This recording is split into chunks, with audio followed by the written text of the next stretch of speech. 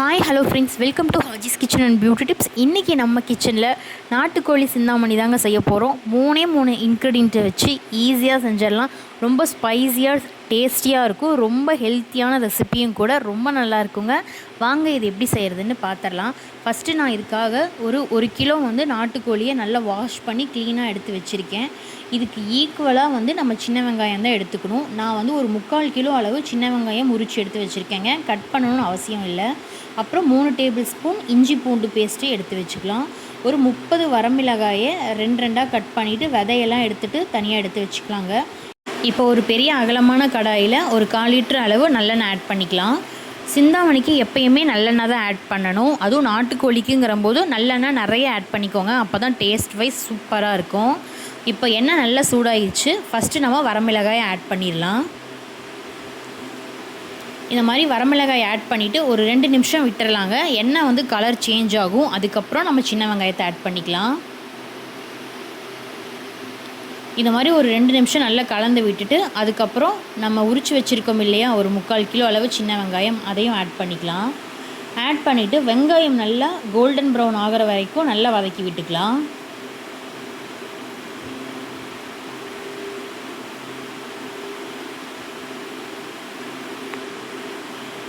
அவ்வளோதாங்க, வெங்காயம் நல்ல கலர் சேஞ்ச் ஆகிடுச்சு. இந்த ஸ்டேஜில் நம்ம இஞ்சி பூண்டு பேஸ்ட் ஆட் பண்ணிக்கலாம். நான் 3 டேபிள் ஸ்பூன் இஞ்சி பூண்டு பேஸ்ட் ஆட் பண்ணிக்கிட்டேன். இஞ்சி பூண்டு பேஸ்ட் பச்சை வாசம் போகிற அளவு நல்லா வதக்கி விட்டுக்கலாங்க. இந்த நல்லெண்ணெய் மட்டும் ஏன் இவ்வளோ பொங்குதுன்னு எனக்கு தெரியவே மாட்டேங்குது. மசாலா வதங்கிறது கூட நமக்கு தெரிய மாட்டேங்குது பாருங்கள். ஸோ ஸ்மெல் பண்ணி பார்த்தா நமக்கு தெரிஞ்சுக்கும். இந்த ஸ்டேஜில் நம்ம 1 டேபிள் ஸ்பூன் கல்லுப்பு, ஒரு 1/4 டேபிள் ஸ்பூன் மஞ்சள் தூள் ஆட் பண்ணிக்கலாம்.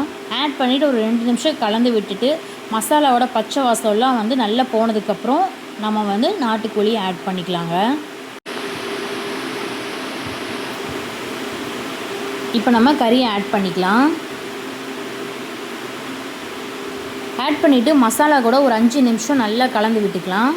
உடனே தண்ணி ஆட் பண்ணாதீங்க. நமக்கு கறியோட பச்சை வாசம் அடிக்கும். இந்த மாதிரி ஒரு 5 to 10 நிமிஷம் நல்லா கலந்து விட்டுக்கலாம். பாருங்கள், எண்ணெயிலேயே ஒரு 10 நிமிஷம் வதங்கட்டும் கறியெல்லாம்.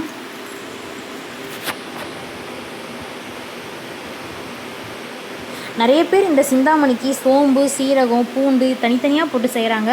பட் எல்லா சிந்தாமணியை விட இந்த சிந்தாமணி ரொம்ப டேஸ்ட்டாக இருக்குங்க. இப்போ கலருக்காக நான் Kashmiri chilli powder 1 table spoon add பண்ணியிருக்கேன். இது உங்களுக்கு தேவைன்னா ஆட் பண்ணிக்கோங்க, வேணாட்டி ஸ்கிப் பண்ணிக்கோங்க. ஏன்னா வரமிளகாயிலேயே நிறைய காரம் இருக்கும்.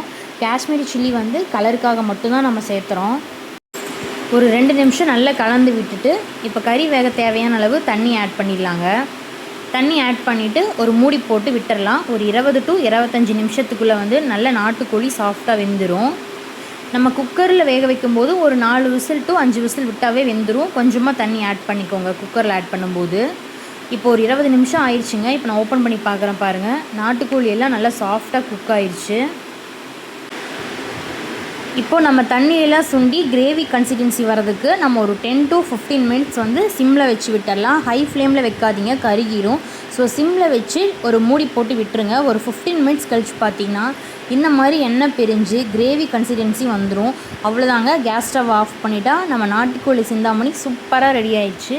உண்மையிலேயே இது சாதம் கூட பிணைஞ்சு சாப்பிட அவ்வளோ டேஸ்ட்டாக இருக்குங்க. ரொம்ப ஸ்பைஸியாக ரொம்ப நல்லாயிருக்கும்.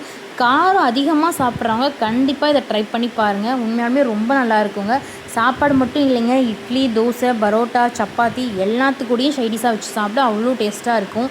எங்கள் வீட்டில் எல்லாருக்குமே ஃபேவரட்டான ரெசிபினா சிக்கன் சிந்தாமணி தான். நீங்களும் இந்த மாதிரி கண்டிப்பாக ட்ரை பண்ணிவிட்டு எப்படி இருந்துச்சுன்னு கமெண்ட் பண்ணுங்கள். இந்த வீடியோ உங்களுக்கு பிடிச்சிருந்துச்சுன்னா நம்மளுடைய சேனலை சப்ஸ்கிரைப் பண்ணிக்கோங்க. கூட இருக்க பெல் சிம்பிளையும் கிளிக் பண்ணிக்கோங்க. அப்போ தான் நம்ம போடுற வீடியோஸ் எல்லாமே உங்களுக்கு ஒன்று விடாமல் நோட்டிஃபிகேஷனில் காமிக்கும். தேங்க்ஸ் ஃபார் வாட்சிங்.